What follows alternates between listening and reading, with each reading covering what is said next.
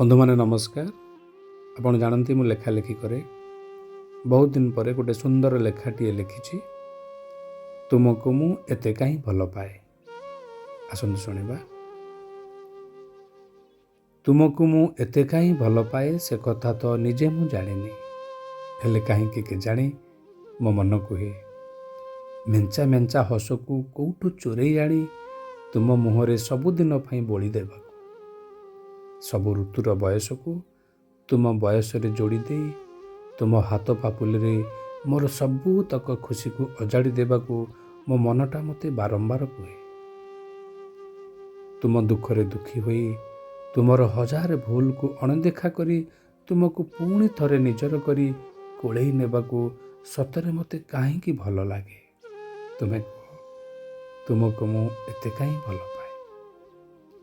ଯଦି କେବେ ତୁମ ଆଖିରେ ଦୁଃଖର ଲୁହକୁ ମୁଁ ଦେଖିନିଏ, ମୋ ଛାତି ଭିତରେ ବିଷାଦର ମରୁବାଲି ଧୁମାଳ ସୃଷ୍ଟି କରି ମୋ ମନକୁ ଆନ୍ଦୋଳିତ କରିଦିଏ, ସେଥିପାଇଁ ତ ତୁମ ଆଖିରେ ଖୁସିର ଲୁହକୁ ବି ଦେଖି ମୁଁ ଜମାରୁ ବି ସମ୍ଭାଳି ପାରେ ନାହିଁ।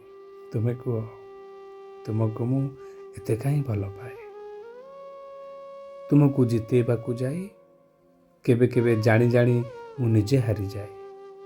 ନିଜ ଲୁହ ଆଉ କୋହକୁ ଲୁଚେଇ ତୁମକୁ ଖୁସି କରିବାକୁ ଯାଇ ଅନେକ ଥର ତୁମକୁ ମୁଁ ହସାଉଥାଏ। କୁହ, ତୁମକୁ ମୁଁ ଏତେ କାହିଁ ଭଲ ପାଏ। ତୁମ ଘର ଝରକା ଫାଙ୍କକୁ ଚାହିଁ ଚାହିଁ ସେଇ ନିଛାଟିଆ ଗଳି ରାସ୍ତାର ପବନରେ ତୁମ ଦେହର ବାସ୍ନାକୁ ମୁଁ ଅନୁଭବ କରେ।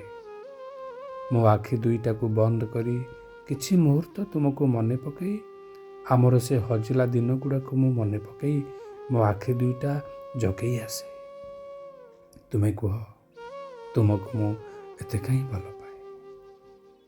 ମୁଁ ଜାଣିଛି ତୁମେ କେବେ ବି ଫେରିବନି, ତଥାପି ଏ ଅବୁଝା ମନଟା ତୁମ ଫେରିବା ବାଟକୁ ଚାହିଁ ରୁହେ।